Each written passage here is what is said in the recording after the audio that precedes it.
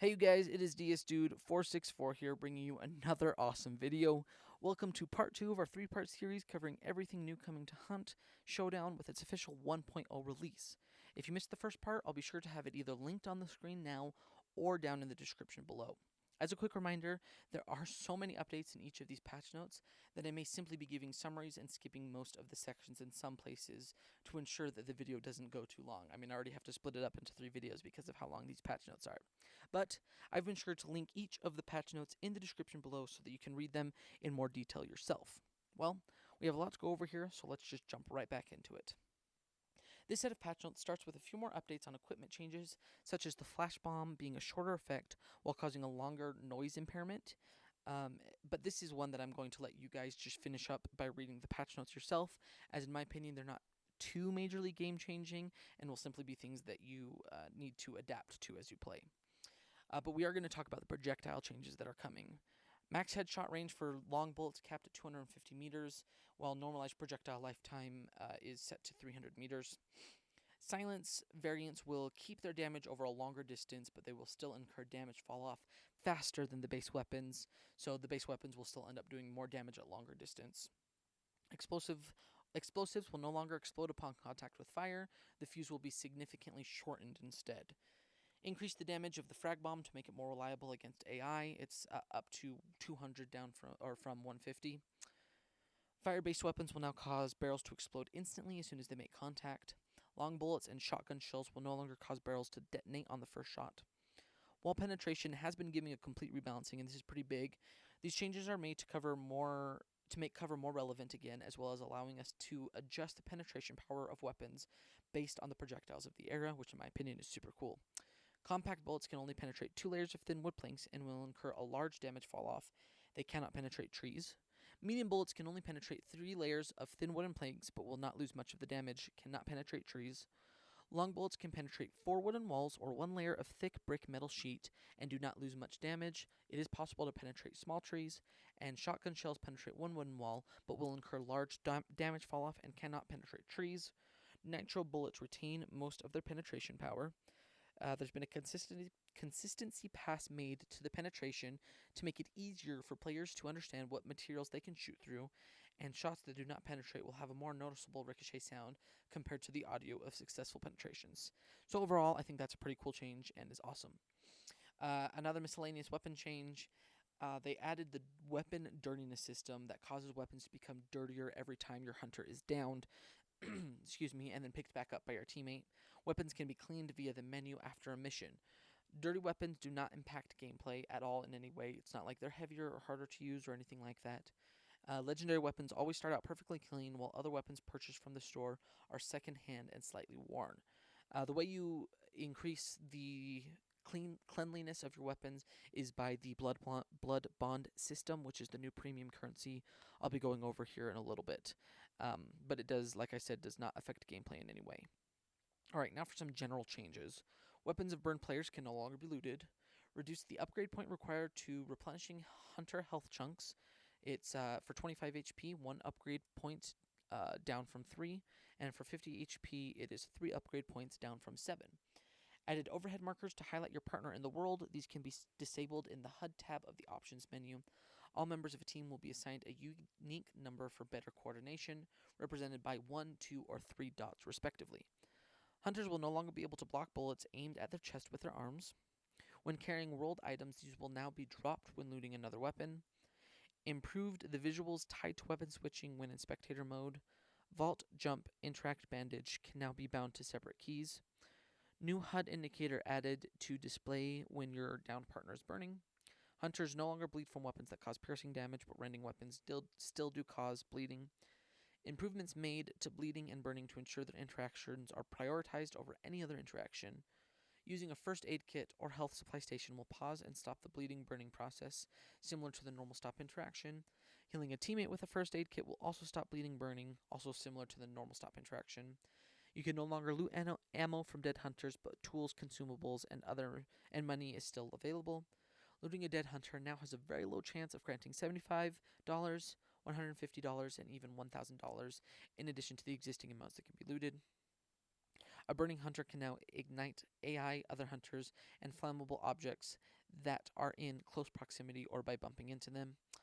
And then the XP reward for hunter kills has now been halved. This change will ensure that the PvP and PvE XP earnings are more evenly balanced when it comes to unlocking the weapon variants through the Book of Weapons. Now, for something I personally am extremely excited for, the ping marker system. Introducing the ping marker system that allows you to temporarily mark locations, objects, or enemies in the world for your team. Think Apex Legends ping system. Ping markers are static and will not follow a target, last for 15 seconds. Double clicking the button creates an alternative, more noticeable ping, but this ping will remain for a brief moment to avoid obscuring the target and then will slowly fade.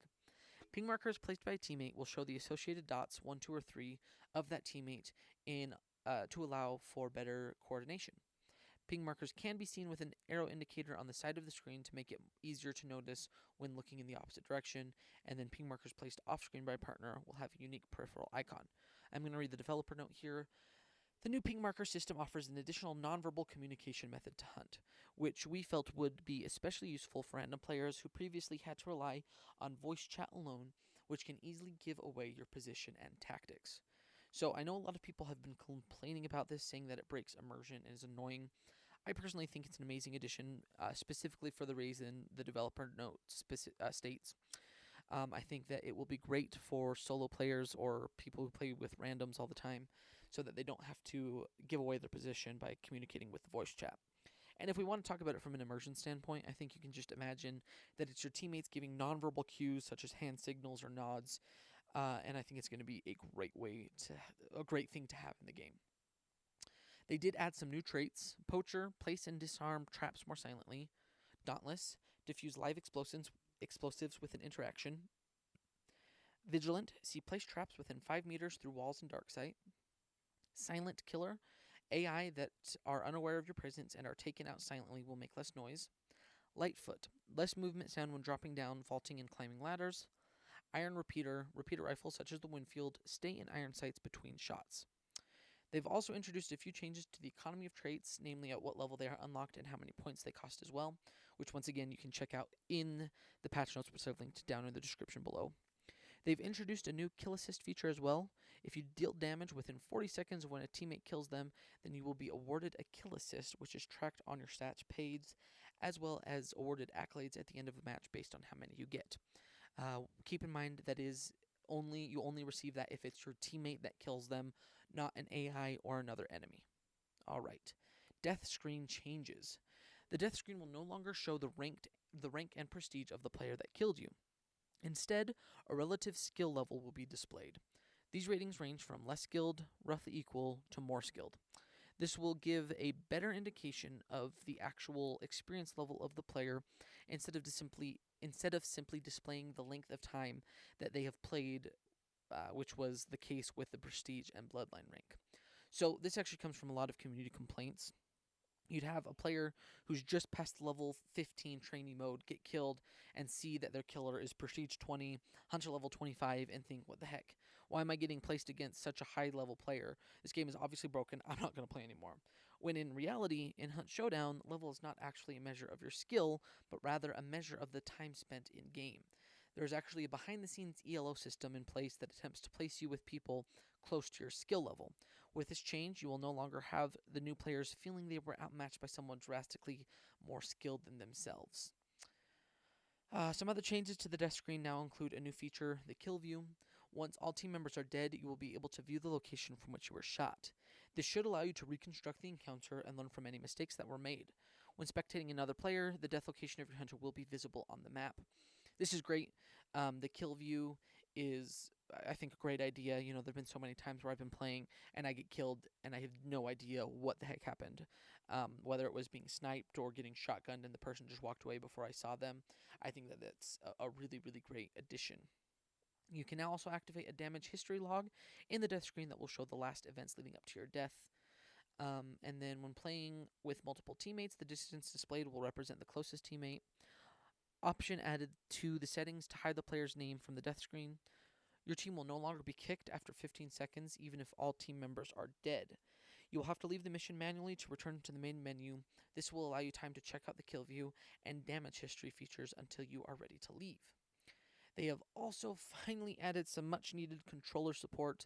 Improvements have been made to controller support and camera control adjustment, added new controller settings and option menus, added force feedback support to controller for weapons and certain hunter actions, controller support for force feedback on weapon shooting and reload actions, removed aim assist on PC even when using a controller, and you can now reassign the 2 quick access slots by holding D-pad left and right in the item wheel. Now, we're going to talk about what is probably the most controversial addition to the game, the new premium currency, Blood Bonds. Blood Bonds are new premium currency in Hunt Showdown. They can be earned by playing Hunt Showdown or by buying them in-game via the store. Currently, the pricing in the UI might not be displayed in your local currency, but once you select the pack you want, the correct currency value will be displayed in Steam. Blood Bonds can be earned in the following way: earning bronze, silver, and gold accolade cards in the mission summary, completing weekly challenges, and unlock mastery pages in the Book of Weapons or the Book of Monsters, which is awesome because that makes it sound like it's not going to be that hard to earn Blood Bonds when you can even earn them per mission. Like, that is just awesome. Players can spend Blood Bonds for cosmetic unlocks that have no effect on gameplay, and convenience features that do not affect gameplay. Cosmetic unlocks include permanent legendary hunters, permanent legendary weapons, and cleaning your weapons, as I stated previously. Some of the convenience features are permanently unlock up to 5 additional hunter slots in your roster, additional reshuffles for the list of available recruits. The first reshuffle after every mission still remains for free, respecking hunter to remove unwanted traits and health chunks, and the upgrade points for these will be reimbursed to you. Now, overall, I really don't mind the Blood Bonds that much. I think they're a great addition. Being able to unlock cosmetics is awesome, and the fact that you can earn them in game is fantastic. But that being said, I do want to address that I think it's a little silly that they say the convenience features do not affect gameplay, because in my opinion, they absolutely do affect gameplay, but in my opinion, it's not a way that I feel is significant enough to really cause any problems.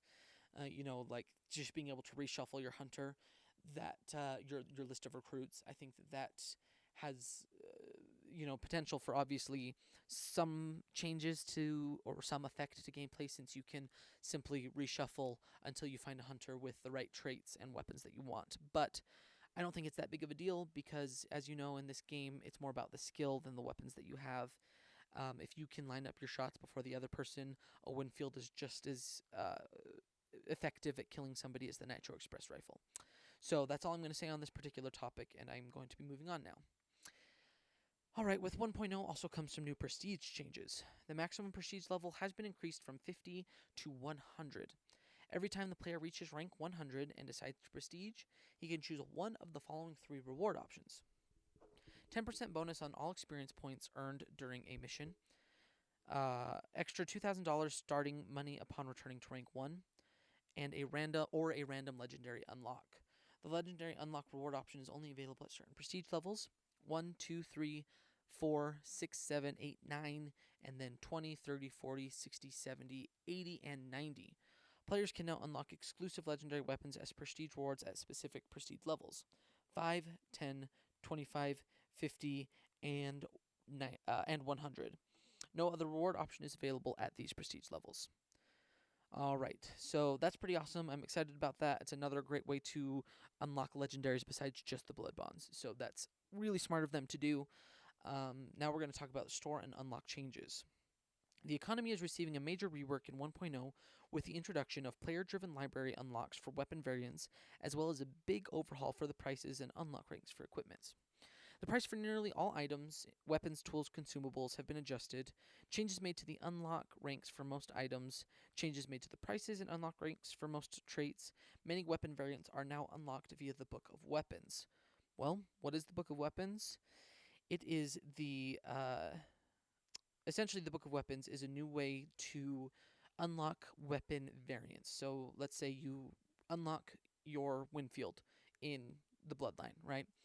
How you unlock the Winfield Talon, for example, is by using that weapon more. The more you use it in-game, the more experience you earn for that weapon, which allows it to unlock the Winfield Talon, and it is that way with all variants of the guns.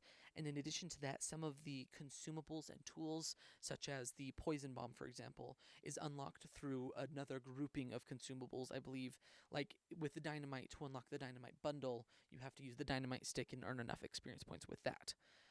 And as with the Book of Monsters, with each variant unlock comes with it a blurb of lore, which is going to be awesome, and I am very, very excited for that, and I think it's going to be awesome.